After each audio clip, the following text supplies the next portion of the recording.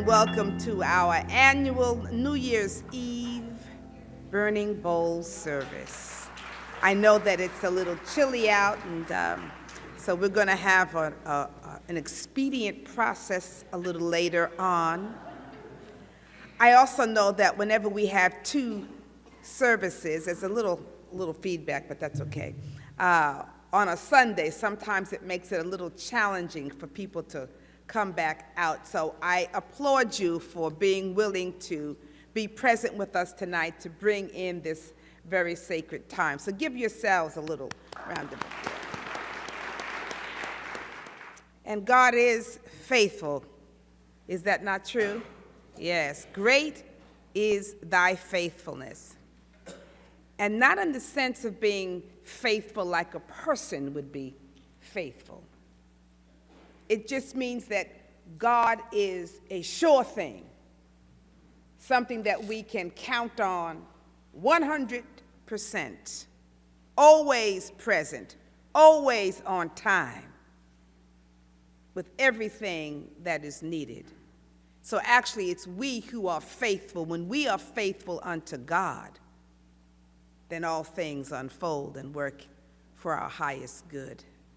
So thank you for that wonderful, wonderful rendition. Well, good evening once again, and welcome to the last remaining time in 2017. So if there's something that you wanted to do this year that you didn't do, you've got about 45 minutes to get it done. Well, you know, it's wonderful to be able to witness time in transition, the passage of one year into another. And for the most part, we see this evening as a big deal, or at least a momentous occasion. There'll be parties that are going on, gatherings, people, family, friends. There'll be watch night services such as the one we are experiencing tonight in churches all around the country. There'll be people gazing at a big golden ball, watching it, waiting for it to fall at that precise moment. And then there'll be some people who'll just be sleeping through the whole thing. That's all right too. But moving into a new year always holds so much promise. Don't you feel that there's a sense of, well, okay, beginning again, right? It's the promise. It represents a chance to begin again, to begin anew. And we like the idea of having a clean slate, right? I can start over. All right, this is a good time. I'm going to do it this year. It's going to work out for me. So we say, yeah, it's New Year's Eve, a sacred moment, a sacred time. But if you really think about it, friends, time is always passing. It is always in an expression of transition, a movement from one moment into the next moment. And this moment, this very moment, is no more special than the moment when the clock strikes 12 midnight. Because this moment, in this moment, the very moment that we have right now, is the same moment that contains the same promise, the same sense of newness, the same sense of power, the power of beingness and of creativity and of fulfillment, as when the clock will strike 12. It's the same moment with the same promise of newness.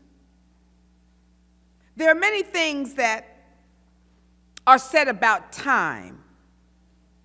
Some say that it's an illusion, that time really doesn't exist, that there is no time, there's only the now moment. Because every moment becomes what? The now moment. Or some will say that time is very precious, that it's a precious thing. Or the one we heard, that time is money, right? Time is money. Don't waste my time. Don't waste my money. Anytime I got to make some money, time is money. We've also heard that time waits for what? No one. You could be the king of whoever. Time waits for no one. So then if this is all true, that it's money, that it's time, that it's an illusion, that it's precious, if this is all true, then the question becomes, what are you doing with your time? What are you doing with your time? One of the catchphrases of this year, of 2017, that I absolutely love came from Congresswoman Maxine Waters, who was not having it when whomever it was that she was speaking to was not answering her questions. And they were skirting around the issues, and they were sort of stonewalling her a bit with a lot of gibberish. And she then cut them off and proclaimed, what? I'm reclaiming my time. I love it. Don't you love it? I am reclaiming my time, meaning you be quiet. I'm going to ask the questions. You're not going to answer. Forget. You're not going to go on and stonewall. Forget it. I'm reclaiming my time. I absolutely love that because that's a powerful concept, to reclaim one's time. And for me, reclaiming my time or reclaiming one's time, really, for me, it's about taking the time to examine my life and seeing just where my level of accomplishment is, or where my level of fulfillment lies. Because somehow my accomplishments, my sense of fulfillment, I see it as being related to how I used my time.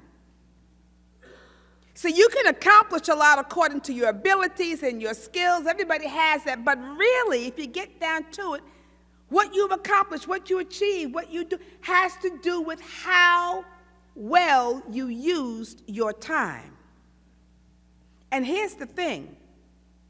We all get the same amount of time, right? No more, no less than anybody else. And yet, don't you know people who somehow have managed to accomplish a great deal? That somehow they really have used their time well. I have a good friend that by 10 o'clock, she's done a whole slew of things. And by 10 o'clock, I'm thinking about, okay, is it breakfast time? What am I going to do? I got to get up. Right? But these folks somehow accomplish a great deal. And I'm thinking, why is that? Well, because probably it is how they use their time. It isn't that they're more intelligent or maybe they have access to more things, but it's how they use their time. And if I'm honest with myself, I'll have to admit that I waste a lot of time.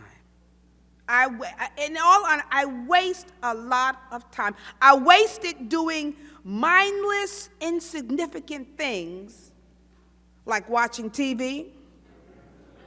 I got to get my NCIS fix, my Law and Order fix. See? So I spend a lot of time wasting watching TV or perusing Facebook. Got to check what's happening, what the new feeds are, right? The memes that are coming up. Or I might waste it like playing games on my smartphone. I love to do word brain.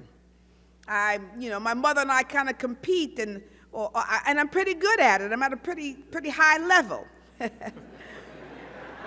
Yeah, so, all of those things. And these things are okay to do, at a minimum and occasionally. But when they become problematic, I should say, is when they become a distraction, when they become a divergence from you doing the task at hand. We all know that, right? I know that I should be working on developing my class, but I'm going to check out a little TV here. I'm going to do it. It becomes a problem when we are avoiding doing what is ours to do in the moment, working on that smartphone. And research has shown, they're doing a lot of research that is actually pointing out that there is a real thing such as cell phone addiction. If you notice, just watch people walking down the street. Just about everyone will have a phone in their hand or a gadget of some type, and they're doing this. There was even a young man who walked off a cliff looking at his cell phone, right? Was hiking. Instead of hiking and watching what he was doing, he was hiking and looking at his cell phone and just walked off the cliff. You know, and so it's a real problem because people are losing a lot by being preoccupied with this, losing a sense of time. Because when you're on that, if you can get hooked, if you can just start scrolling and just be scrolling, and next thing you look up, 2 hours have passed, and you're on the phone. So people are beginning to lose a sense of time while they're on their smartphones, or they find themselves checking it constantly. Even when you don't get a little beep or an alert. Certainly when you get a beep or alert, you have to take a peek and see what it is. Is it a text? You know, is it an email or whatever? Or they spend time texting, tweeting every last detail of their lives, right? And the telltale sign is feeling anxious, actually anxious or even depressed when your phone is not available. Going into a state of panic when, oh, where's my phone? I left my phone home. You know, before we didn't even have telephones. No big deal. You found a corner booth and whatever. But now it's like a big thing if you leave your phone home. So people are losing a lot of their creativity. They've noted that people are losing their personal and social skills. They'll be in a room looking at the phone rather than talking to people, each other, right? So there's a lot happening, much less losing time being productive. So this is a serious thing. And I'm thinking we need a rallying call for the era that we're living in. And I love Maxine Waters' declaration, I am reclaiming my time. So this evening, that's going to be our declaration. So when I call for a declaration, I want to hear you say what? I'm reclaiming my time. Let me hear it again. I'm reclaiming my time. So in addition to all this newfound technology and cell phone, another big waste of time is how much time we spend worrying about things that we cannot change, and if we can change it or do something about it, then we need to stop worrying about it and get to moving, right? Get to stepping. Because worrying about things in the past or worrying about things in the future actually robs you of your much-needed energy for the moment, for the day. And it is a waste of time to engage in worry. Even the scriptures tell us that worrying cannot add 1 cubit to your lifespan or to anything that you're doing. Worrying doesn't solve a problem. Worrying doesn't bring you to the point of a conclusion or the experience. Worrying does nothing for you. It even says in the scripture that even the birds of the air do not worry because they know, they possess a knowing that somehow they will be fed, that somehow things will be taken care of. And then Jesus says in that particular scripture, if the birds of the air don't worry, then why would you, O men of little faith, how much more will your Father take care of you? Aren't you worth, he says, even more value than the birds of the air? And yet, if we have to be honest, we waste a lot of time worrying. And the scripture says also, do not be anxious about anything. Instead, pray about what? Everything. And I'm thinking, that's the ticket. When we get into this activity of worry, well, the solution is to pray about everything. So instead of worrying, we in New Thought take on praying, right? Praying what? Affirmatively. Praying positively with expectation. Our prayers become actually a declaration, a statement of faith. Not a wishy-washy hoping, but a statement, a declaration, a claiming that which we want. Claiming that which we want and not spending and wasting time and energy focused on what you do not want. Sometimes if you look at it, you spend a lot of time worrying about what you don't want to have. Well, that's a waste of time. That's a waste of good mental and emotional energy. And so we want to look at how much we waste time by worrying. So, if you have done that a lot this year, what is your declaration?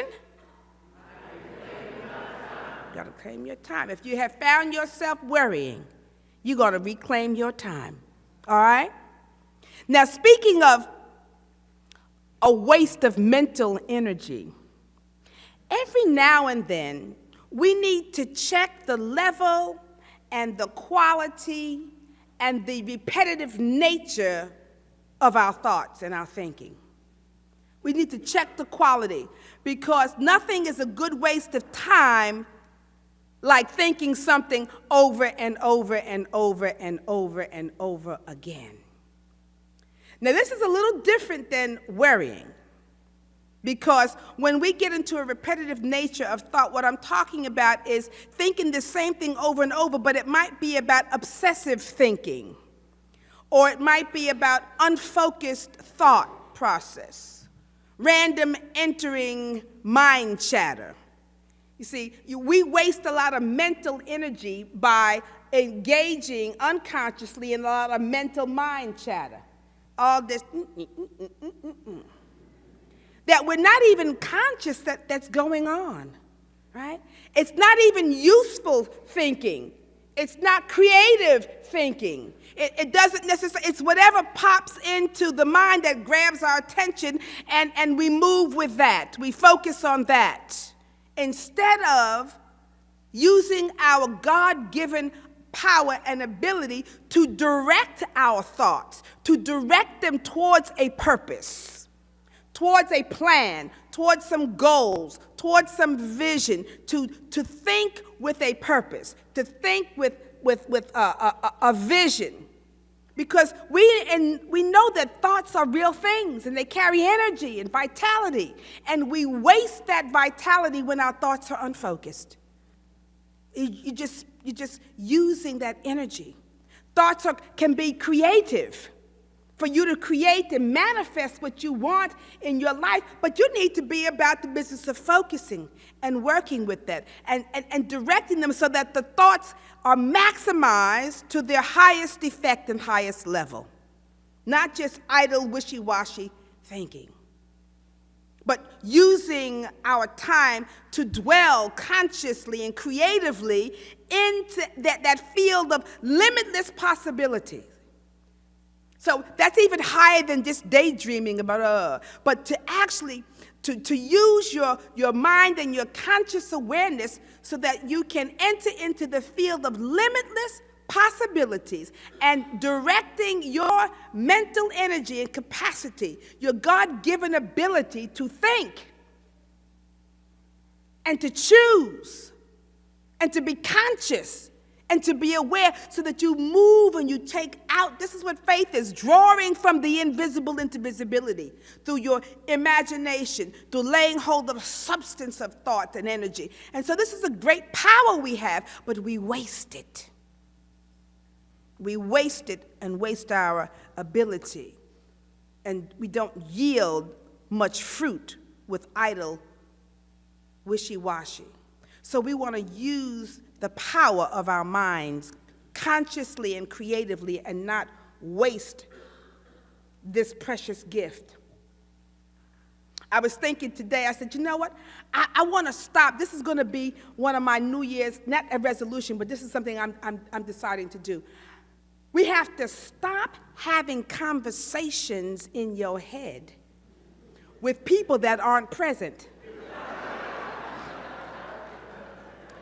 Now, I'm not talking about just sitting there off the hand being crazy and just talking to yourself, but every one of us knows what I'm talking about having a conversation with your boss or with your partner or with your spouse or maybe with the person who cut you off. We have these conversations in our heads about what we should have done, what we should have said, or why they did it, and making up reasons why we think they did what they did and said what they did. We have not a clue, but we have a conversation. We might even work ourselves up into a good fit of anger about what happened because I know they did it because blah, blah, blah, blah, blah. All this conversation, wasted mental energy, wasted emotional effectiveness. We're spilling our creative seeds over nothing, wasting it. So we've got to stop imagining, stop letting people take up space, occupying space in our mind and in our consciousness that don't belong there.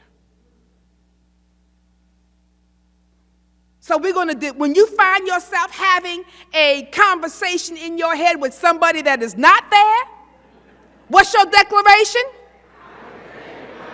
I'm going to reclaim my time. Because you don't want to waste your mental and emotional energy, your mind's power. So this is what we're working with. So if you've been wasting your mind, you better reclaim your time. You're wasting your mind, reclaim your time. Now, here's a real, or I think what can be a real source of energy draining or wasting of time if it is not a healthy experience or if it's not necessarily a powerful point of healing for us. And this area is, of course, I'm talking about relationships. Because I bet everybody here could tell a really good story about how you wasted your time and your energy and your emotional experiences on the wrong person for you. Is there anybody here who has not had that experience where you said, you know what, this was a waste of my time? This relationship did not amount to anything for me. It was a waste of my time. Teddy Pendergrass said this. He said, it's so good loving somebody when somebody loves you back. Right? That's it. That's good. That's wonderful. But when that is not the case, oh, how we suffer. Right? And I want to talk about relationships because this is one of the major areas in which we really do engage in losing a lot of our presence, our power, our energy. Because we're in relationship to something and someone. Not just persons, but we are always in relationship to the other, to another. Because that's how the world works. We're not here by ourselves. It could be relationships with our children, our family members, whatever. We are in relationship, but I want to take the ones that we somehow invest a lot of emotional energy about, and that's how I love relationships, our connections. We want to feel connected to someone and something, right? But Bonnie Raitt said this. Bonnie Raitt said, I can't make you love me if you don't. Now, I love that one too because have you ever tried to make somebody love you that didn't? All right, how'd that work out for you? We've done that too, you know? So what this says to me is that where are we investing our time and our energy? You know, it's great when somebody loves you and you have the relationship, but when that doesn't work or you're not, then what are you doing?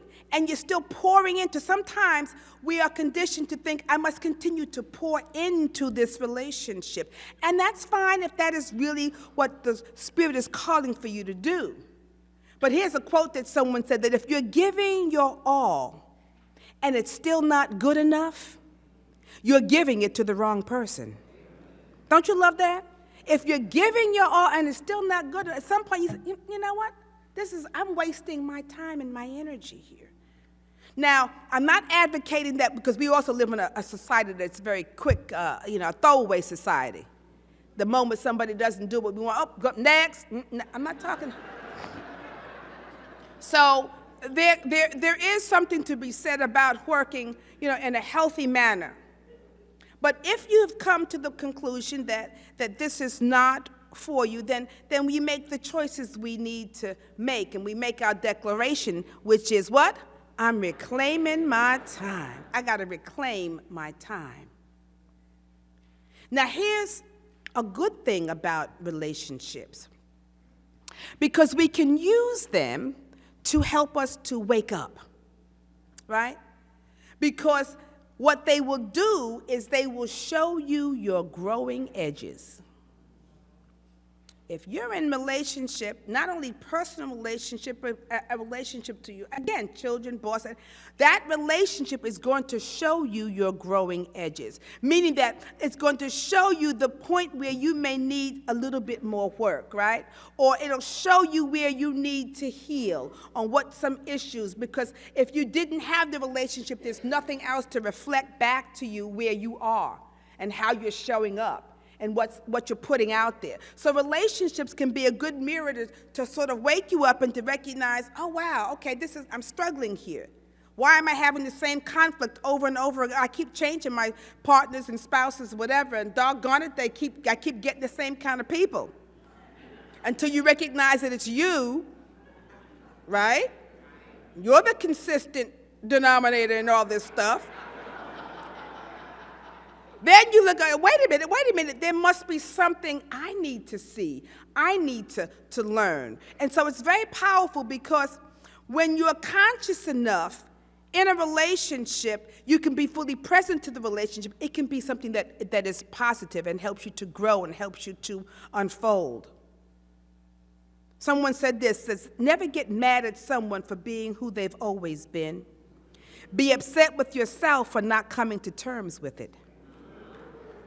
That's another powerful one, right?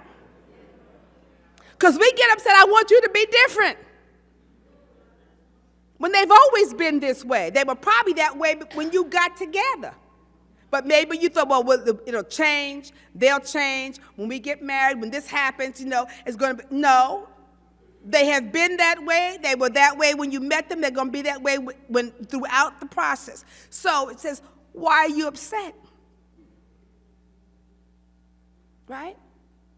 Be upset that you haven't come to terms with it sooner, because people are who they are. And I'm wanting them to change, or I'm wanting them to be different, or our trying to actually change them is a waste of your time.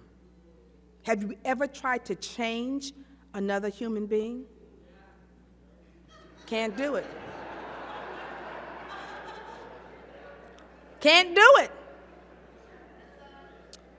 It's hard to change ourselves, much less somebody else, right? But yet we get into these relationships and we want to do it. Now, here's the thing. It's a waste of time unless that person, the sacred other, really wants to change and they want to be able to hear you. Then unless they want that, then all of your efforts, all of your words, all of your schemes, all of your requests are going to fall on deaf ears.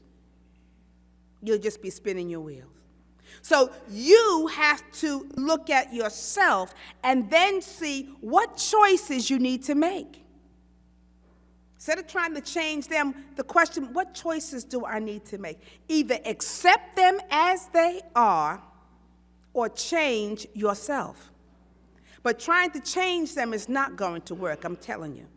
Now, when you have a conscious relationship, it's different.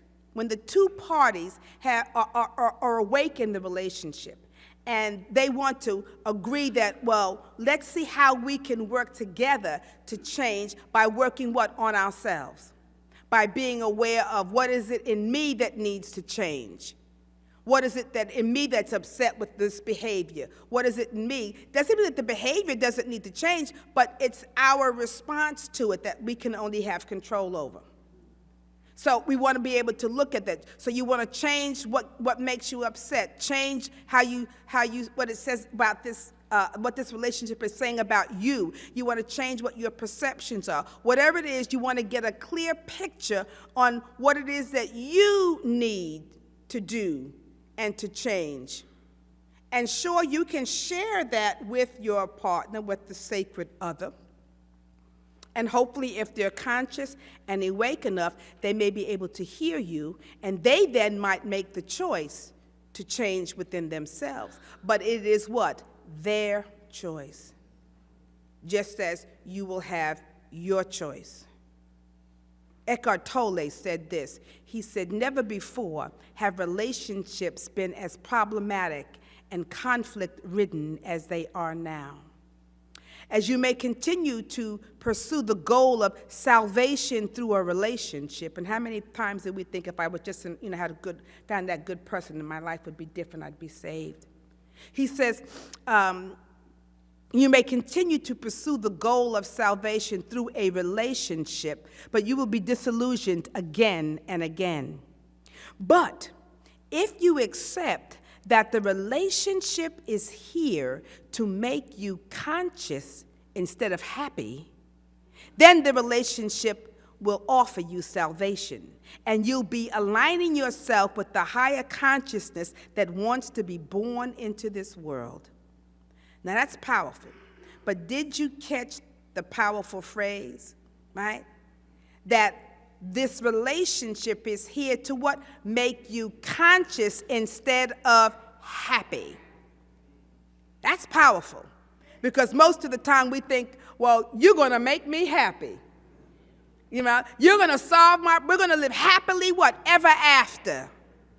But if we approach the relationship that it is here to help me be conscious, then if both parties do that, you can get your lessons. You can see what it is trying to mirror for you. And when you are able to be conscious in the relationship, instead of worrying about being happy, you need to be awake, because when you're asleep is when you make stupid mistakes and do stupid things and cause conflict with each other.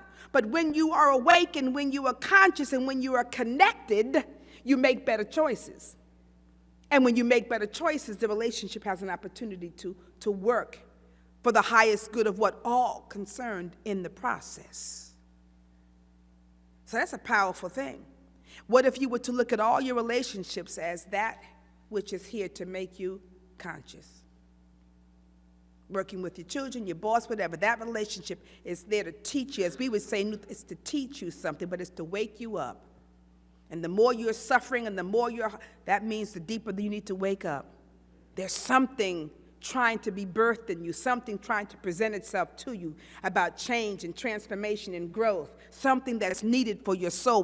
That's why you're struggling in this conflict. Look at it. Work with it. Not about your happiness, but about awakening.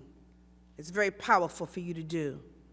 So as we move into this new year, I want you to remember that it's just a new moment. It's just a moment. And each moment, every moment, carries the blessings and the power of God. Every moment, because God is in the now moment. Every moment carries the energy of God to bring forth infinite possibilities of good. Right in this very moment. So the only time that you have is now. And I'm asking, are you willing to live it fully right now? Are you willing to make the most of your time? So what it will be your declaration for 2018 will be what? I'm reclaiming my time.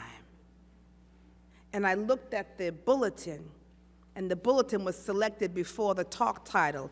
And on the bottom, the scripture says what? My times are in your hands. That's powerful. There's nothing new under the sun.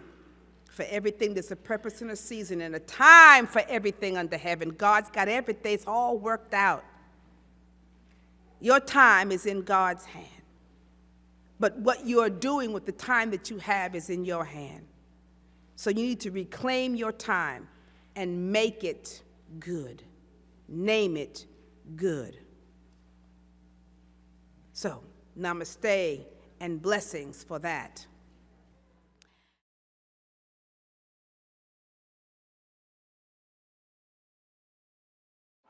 Can you give her a little bit more love than that? Thank you.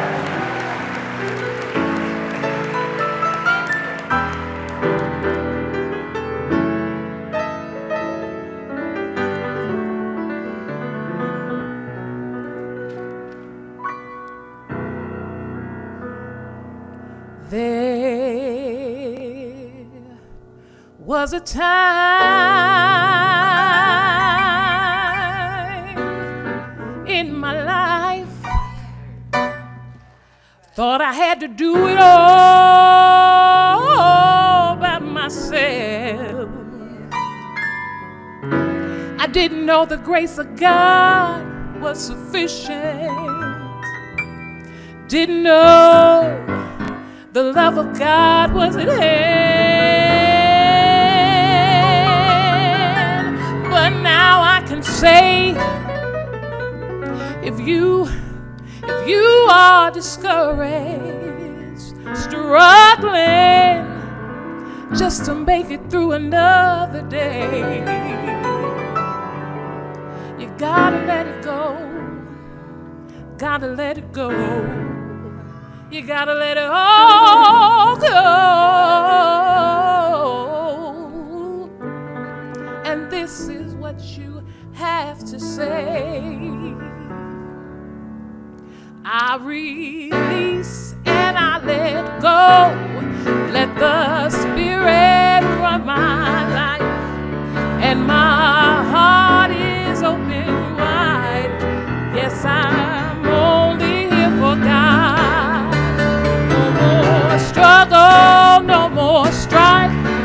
With my faith I see the light. I am free in the Spirit. Yes, I'm only here for God. I release and I let go. Let the Spirit run my life. And my heart is open wide. Yes, I'm only here for God. No, no, no more struggle, no more strife. In faith I see the light.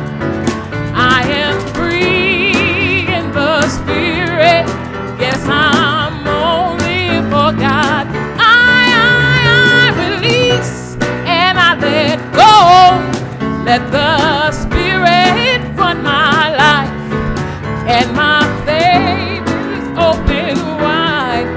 Yes, I'm only here for God. No, no, no more struggle, no more strife. With my faith I see the light. I am free in the Spirit. Yes, I'm only here for God. I am free in the Spirit. Yes, I'm only here for God. Oh, I am free in the Spirit. Yes, I'm only here for God.